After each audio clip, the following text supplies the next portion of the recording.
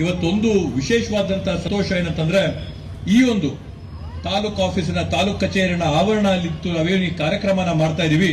ಸುಮಾರು 20-25 ವರ್ಷದಿಂದ ಸನ್ಮಾನ್ಯ BN ಬಚ್ಚೇಗೌಡರು ಕಟ್ಟಿದಂತ ಒಂದು ಕಟ್ಟಡ. ಆದ್ರೆ ಇವತ್ತು ಕಾಲಕ್ರಮೇಣವಾಗಿ ಏನು ಹೊಸಕೋಟೆ ತಾಲೂಕು ಬೆಳ್ಕೊಂಡು ಬಂದಿದೆ, ಬೆಂಗಳೂರಿನ ಭಾಗವಾಗಿ ಇದೇನು ಆಗ್ತಾ ಇದೆ, ಪರಿವರ್ತನೆ ಆಗ್ತಾ ಇದೆ.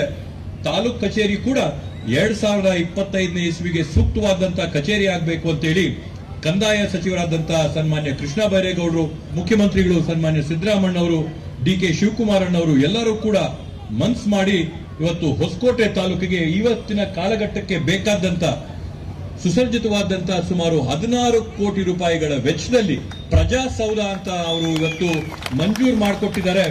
ಮುಂದಿನ ದಿನಗಳಲ್ಲಿ ಈ ಎಲ್ಲಾ ಕಟ್ಟಡಗಳನ್ನು ಕೂಡ ಏನ್ ನಮ್ಮ ಸಬ್ ರಿಜಿಸ್ಟ್ರಾರ್ ಆಫೀಸ್ ಆಗಿರ್ಬೋದು, ತಹಶೀಲ್ದಾರ್ ಆಫೀಸ್ ಆಗಿರ್ಬೋದು, DDLR ಆಫೀಸ್ ಆಗಿರ್ಬೋದು, ADLR ಆಫೀಸ್ ಆಗಿರ್ಬೋದು, ಟ್ರೆಜರಿ ಆಫೀಸ್ ಆಗಿರ್ಬೋದು, ಇನ್ನ ಕೆಲವೊಂದು ಸರ್ಕಾರಿ ಕಚೇರಿಗಳು ಯಾರ್ಯಾರು ಬಾಡಿಗೆಗಳಲ್ಲಿ ನಡೆಸ್ತಾ ಇದ್ದಾರೆ ಆ ಎಲ್ಲಾ ಕಚೇರಿಗಳನ್ನು ಕೂಡ ಒಂದು ಆವರಣದಲ್ಲಿ ತಂದು ಪ್ರಜಾಸೌಧ ಅಂತ ಮಾಡಿ ಸಾರ್ವಜನಿಕರು ಈ ಒಂದು 4 ಗೋಡೆ ಮಧ್ಯೆ ಬಂದ್ರೆ ಅವರೆಲ್ಲ ಕೆಲಸ ಮುಗಿಸ್ಕೊಂಡು ಹೋಗಂಗೆ ವ್ಯವಸ್ಥೆನೇನ್ ಮಾಡಬೇಕು ಆ ವ್ಯವಸ್ಥೆನ ಇವತ್ತು ಯಾರಾದ್ರೂ ಮಾಡಿಕೊಟ್ಟಿದ್ರೆ ಸನ್ಮಾನ್ಯ ಸಿದ್ದರಾಮಣ್ಣವರು, DK ಶಿವಕುಮಾರಣ್ಣವರ ಕಾಂಗ್ರೆಸ್ ಸರ್ಕಾರ ಅಂತೇಳಿ ಈ ಒಂದು ಸಂದರ್ಭದಲ್ಲಿ ಹೆಮ್ಮೆಯಿಂದ ಹೇಳ್ಕೊಳ್ತಾ, ಮುಂದಿನ ದಿನಗಳಲ್ಲಿ ಈಗಾಗಲೇ ಹೇಳ್ದಂಗೆ ಕಳೆದ 2 ವರ್ಷದಲ್ಲಿ ಸಾಕಷ್ಟು ಅಭಿವೃದ್ಧಿ ಕಾಮಗಾರಿಗಳನ್ನ ಇವತ್ತು ಹೊಸಕೋಟೆ ತಾಲೂಕಿಗೆ ಮಾಡಿದಿವಿ.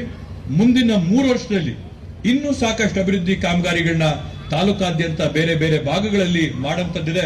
ಅವೆಲ್ಲವಕ್ಕೂ ಕೂಡ ನಾನು ನಿಮ್ ಜೊತೆ ಇರ್ತೀನಿ ಅಂತೇಳಿ ತಾವು ಆಶೀರ್ವಾದ ಮಾಡಿ ಹೊಸಕೋಟೆ ತಾಲೂಕಿನ ಶಾಸಕನಾದಂತ ಸೌಭಾಗ್ಯನೇನು ಕೊಟ್ಟಿದ್ರ ತಮಗೆ ಧನ್ಯವಾದಗಳು ಹೇಳಿ ನನ್ನ ಮಾತುಗಳಿಗೆ ನಾನು ವಿರಾಮ ನೀಡ್ತೀನಿ.